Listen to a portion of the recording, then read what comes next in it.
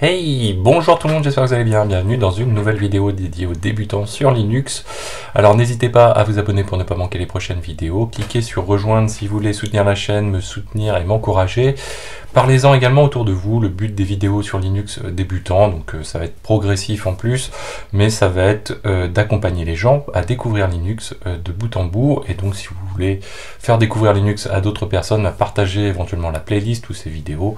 Aujourd'hui on va découvrir Modé, on va découvrir Issue et on va découvrir également Logout. Alors derrière ces trois mots que j'ai voulu mettre en titre, en avant, on va dire, j'ai voulu parler finalement des messages au niveau du système à différentes étapes du système. C'est-à-dire que on a une première étape qui va être le pré-login, c'est-à-dire avant qu'on se logue, on va pouvoir afficher un message tout simplement aux utilisateurs.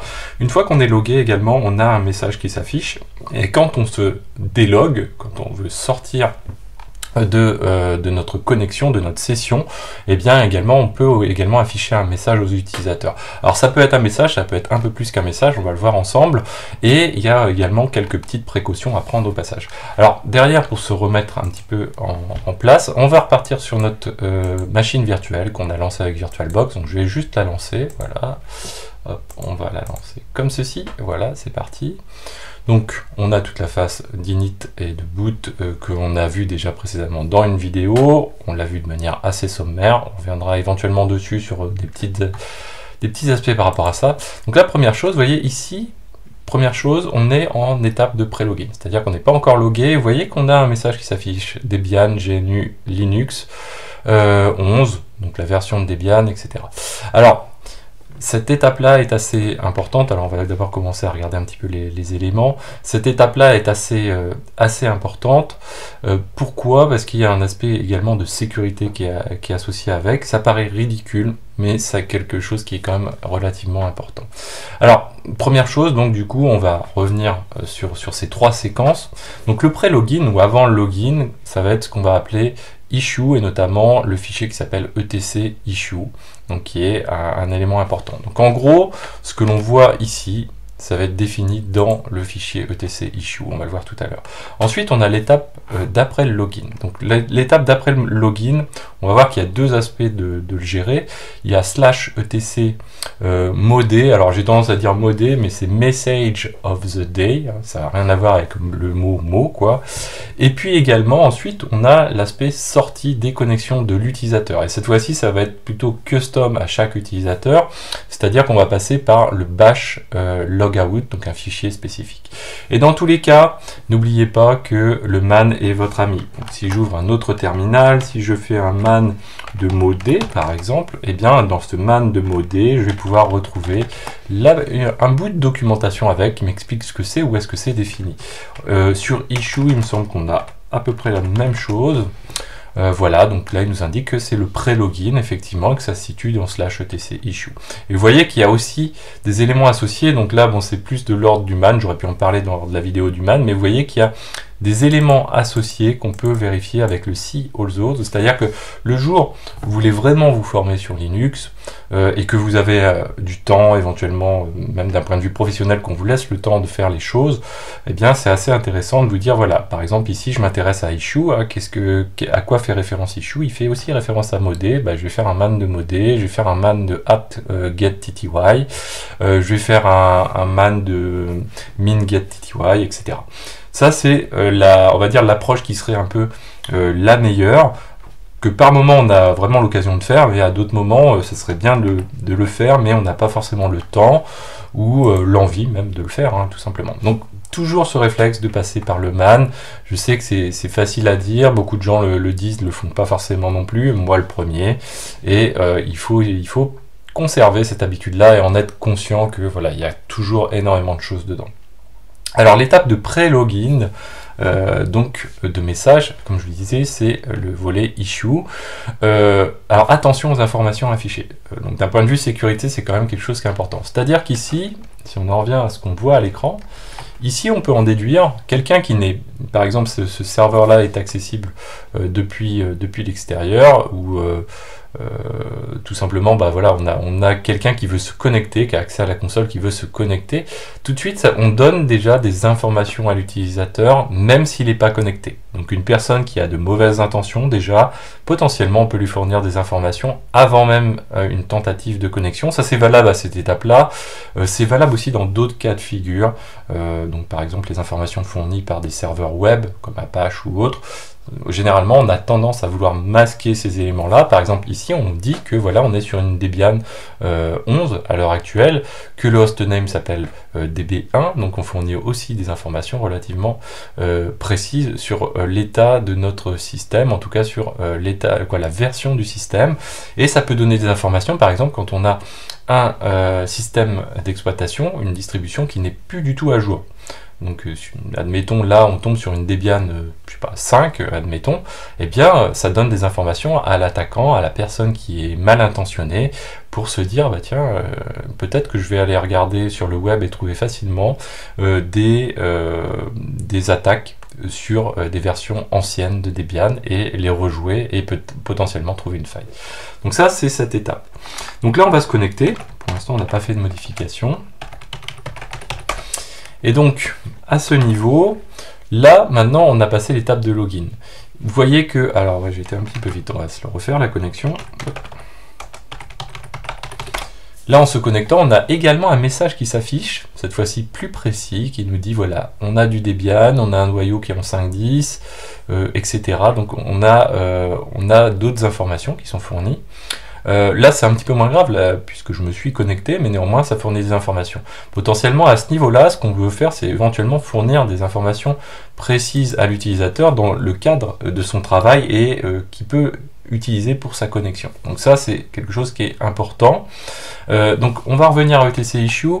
ETC Issue, bah, on va pouvoir lui faire une modification dessus, tout simplement. Donc, on va se rendre sur notre serveur. On va se mettre en sudo, c'est nécessaire. Le fichier étant protégé, et donc il faut être root ou avoir des droits relativement élevés pour pouvoir y accéder. Donc, on va aller dessus. On va taper notre password. Hop là. Effectivement, si j'utilise pas d'éditeur de texte, ça va poser problème. Alors, moi je vais utiliser Vim que j'ai installé, donc j'ai fait un apt update. Souvenez-vous ce qu'on avait vu précédemment, mais on reviendra sur l'installation des packages un petit peu plus tard, même très prochainement. Apt update, apt install Vim. Donc on peut le refaire, hein, on va faire un sudo apt update, comme ceci. Donc là on met à jour un cache, on verra ça plus tard, et apt install Vim. Moi je préfère Vim que VI, parce que très souvent on va avoir des petites différenciations de commandes et qui fait que je ne suis pas un énorme fan, mais voilà, ça n'empêche pas de travailler quand même. Alors là, voilà, on est en train d'éditer le /etc issue et vous voyez que c'est finalement le message qu'on affichait précédemment, avec un anti/n pour les retours à la ligne, la création d'une nouvelle ligne également. Nous, ce qu'on peut faire éventuellement, bah, c'est rajouter un petit message ici, et mettre welcome at Xavkiland par exemple. Voilà. En tout cas, le but, c'est pas de fournir des informations qui vont permettre, comme je vous disais, à quelqu'un qui est mal intentionné de faire des choses. Donc là, on s'est délogué. Voilà, du coup, je me suis délogué, et le fait que je me sois délogué, c'est comme si je revenais. Alors, on va faire un restart de notre serveur. Tiens, mais on va le faire autrement, le restart du serveur. Alors, j'ai un petit peu planté le truc, forcément, et il est en train. Alors, on va lui faire une méthode un petit peu brutale, c'est pas grave. On va redémarrer le serveur, vraiment cette fois-ci, on va dire quasi électriquement. Donc, power on, et c'est parti. Même si c'est une machine virtuelle. Donc là, ça va très vite, hein. On n'est pas sur un Windows non plus, hein. Petit clin d'œil. Et derrière, donc du coup, on arrive, et vous voyez, on se retrouve comme tout à l'heure, on retrouve toujours notre première ligne qu'on n'a pas supprimée, et on retrouve le welcome at Xavkiland. Donc on va se connecter dedans, comme ceci. Donc là, maintenant, on a ce premier message de post-login. C'est-à-dire je viens de me loguer, j'ai ce message qui s'affiche et je veux potentiellement le customiser. Donc là, on s'intéresse à modé pour cette étape-là. Donc modé, c'est quoi? C'est le post-login message. Et là, ça va permettre de fournir des informations à l'utilisateur.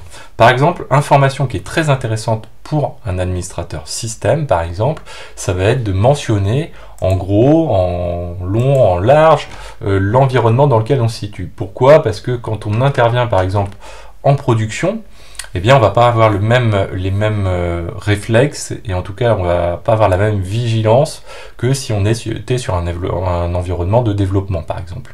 La production, c'est là où tourne le cœur de la société.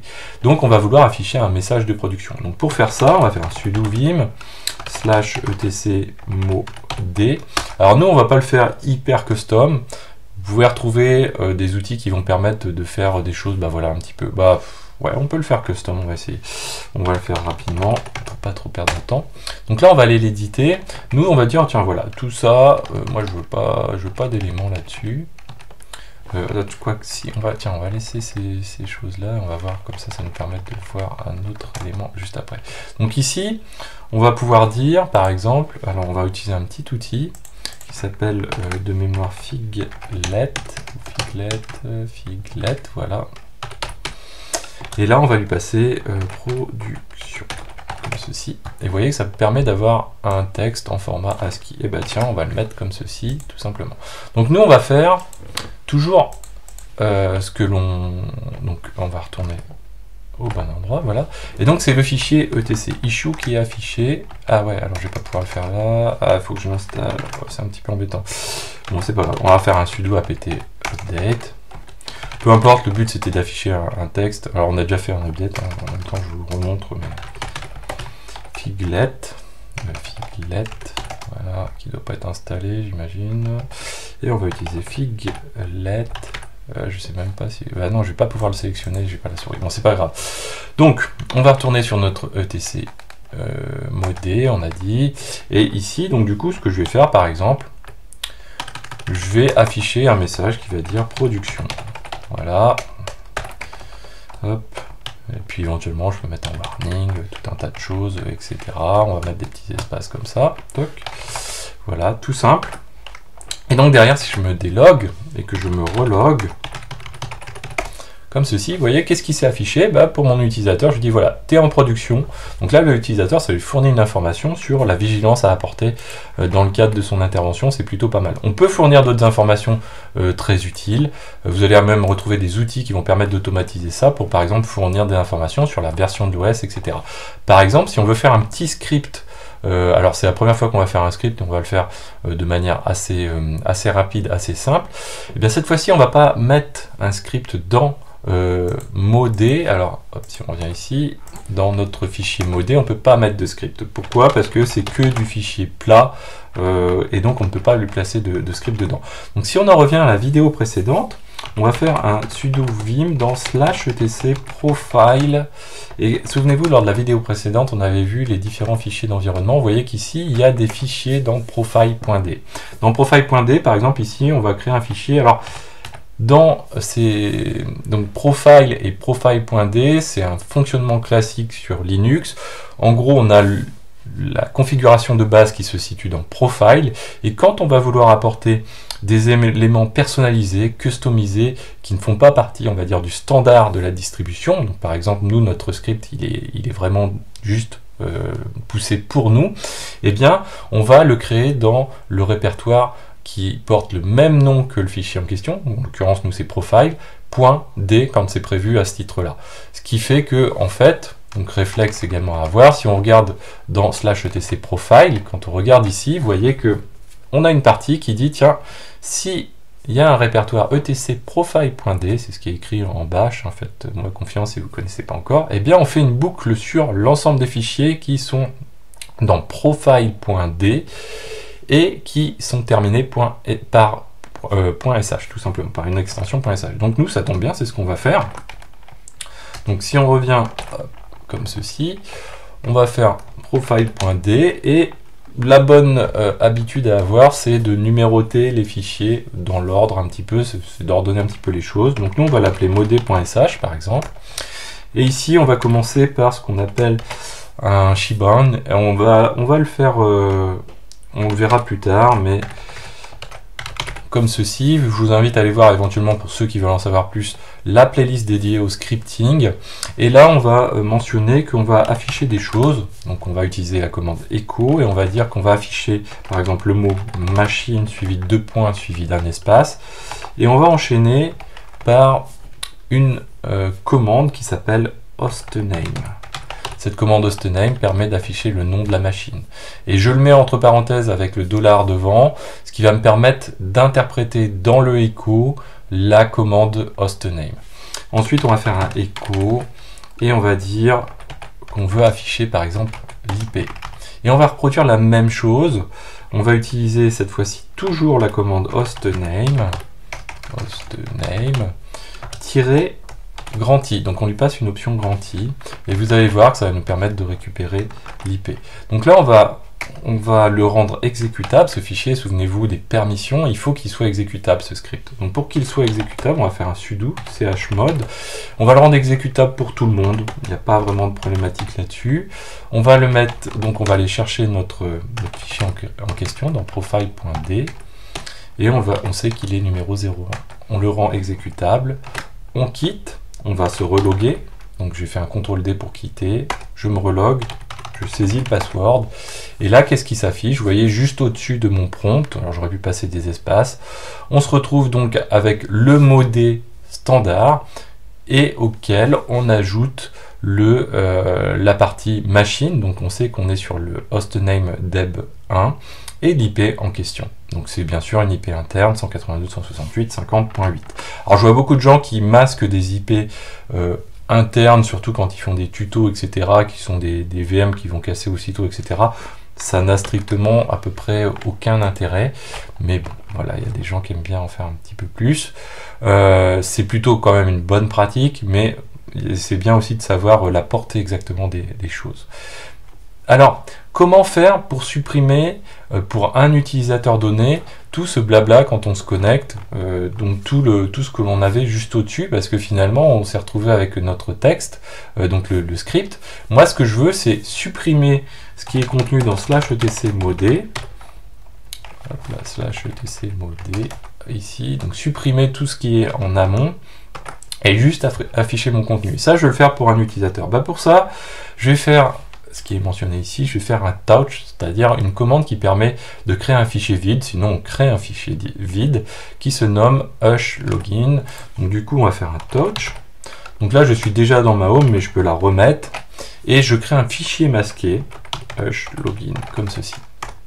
Donc je me délogue et je vais me reloguer. Donc en tant que xavkey, password.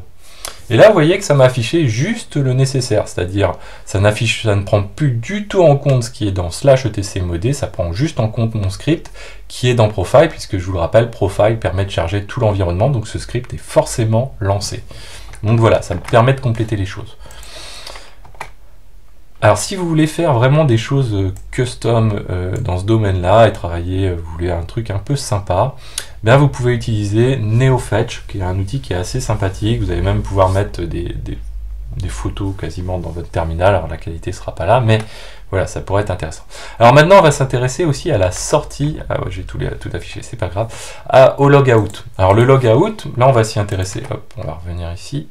Donc le logout, on va s'y intéresser pour chaque utilisateur, et pour ça on va se servir d'un fichier. Donc si je fais un ls-la pour y compris avoir les fichiers masqués, vous voyez que j'ai le .bash.logout en 4e section. Donc si j'édite ce fichier, et là je suis chez moi donc dans ma home, donc je peux éditer ce fichier sans sudo, je vais faire un bash _logout et je vais pouvoir aller l'éditer. Par exemple ici, alors vous voyez qu'on a le clear console, c'est-à-dire le clear console, ça fait que quand on se log out, on a un nettoyage de ce qu'on voit à l'écran, donc au niveau de la console, un nettoyage de la console, même plus exactement. Donc là par exemple, on va pouvoir faire un echo de, on va dire by par exemple, voilà, comme ceci. Et donc là, je peux faire un CTRL-D, et si je fais un CTRL-D, vous voyez qu'ici, on va retrouver, alors, est-ce qu'on l'a vu? On l'a pas... Ah oui, on n'a pas eu le temps de le voir du coup, mais c'est pas grave, parce qu'il y a eu le clear qui s'est joué. Si Donc si on avait eu le temps, hop là, alors je vous ai affiché le password. Ouh là, c'est pas bien ça. Mais c'est pas grave, on s'en fiche complètement, c'est une VM. Hop, on va se reconnecter.